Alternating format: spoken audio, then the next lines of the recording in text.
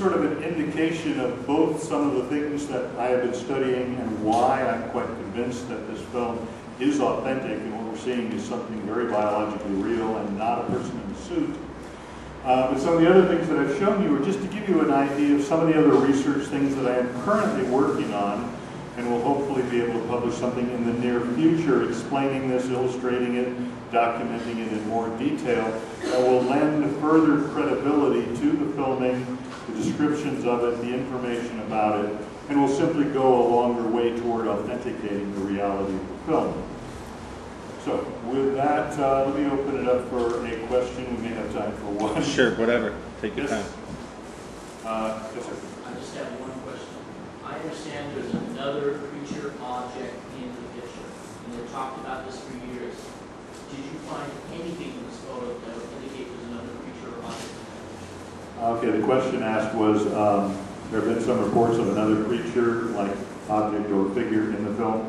Have I personally seen it? No, I have not. I have examined several copies of the film, every single frame, because I've actually indexed them. And one of the copies that I did work with was Patricia Patterson's archived copy, which her master copy she keeps in the bank vault. I scanned the entire film at 4K resolution last June. I have not seen anything that would support that. I won't say categorically, no, it is not possible. I would simply say I have not seen anything that would give me any indication. So I could not endorse that idea myself. Any other questions? Sir?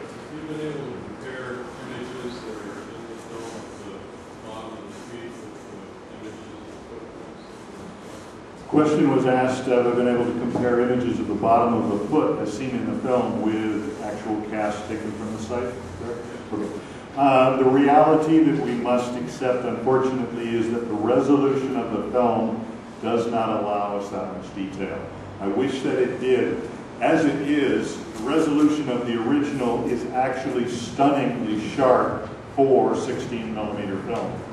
I can find detail in there in bushes and little branches of bushes that are about 2 microns in shaft diameter on that film. I mean, that's astonishing. That is below its rated resolution. It is so precise. So I've seen that much detail, but when you consider the foot, according to standard lines of resolution grading of this particular film stock, the foot size is only 10 lines of resolution, which would mean a 1 line of resolution is 1.5 inches. That doesn't allow us for a great deal of detail. The blur alone around the edge could throw off any measurement you might try to determine by 1.5 inches. So that, unfortunately, is a reality. I don't think we will ever get it to that point. Wish we could. Any other questions? Yes? We're going to talk about the herniated muscle. I don't know if we have time yet, but if you are familiar with the question of the herniated balls on the leg, I think at about frame 350 or 351, from my analysis, it appears that it's simply an artifact of light flaring on the camera in a small space between the arm and the thigh as the arm swings forward.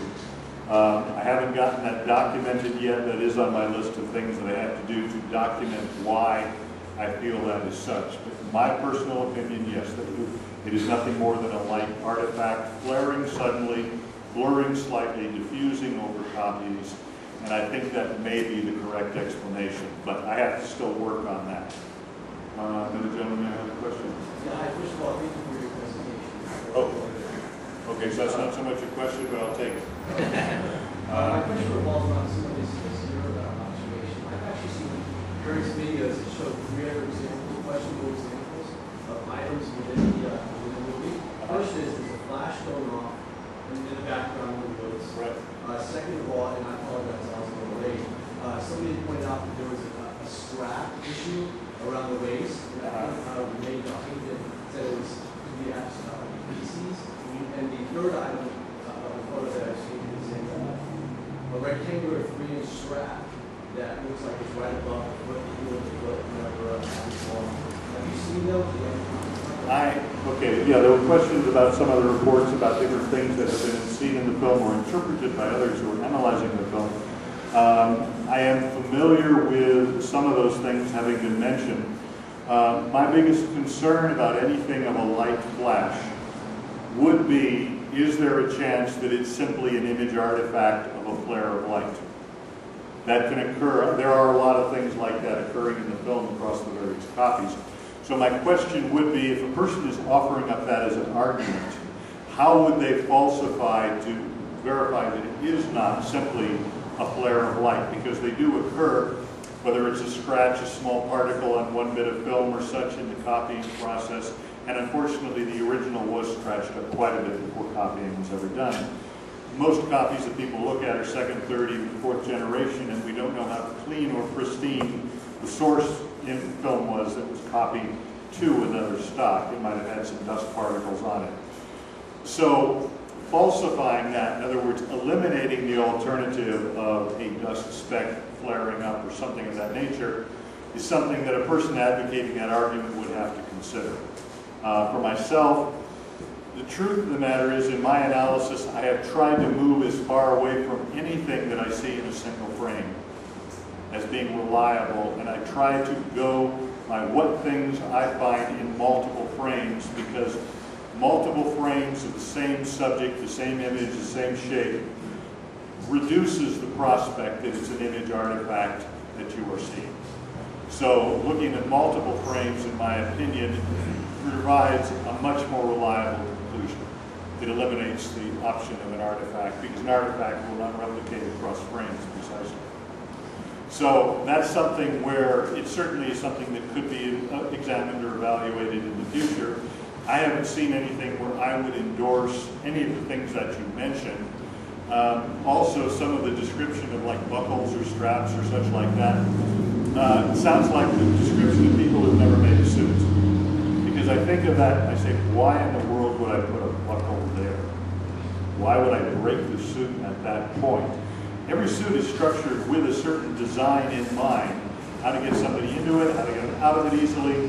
The way we design, where we put seams, breaks, closures, attachments, hooks, Velcro, zippers, everything else, all of it is planned out for particular reasons. So there should be, if there were such a thing in the film, there should be a logical reason for why it's there.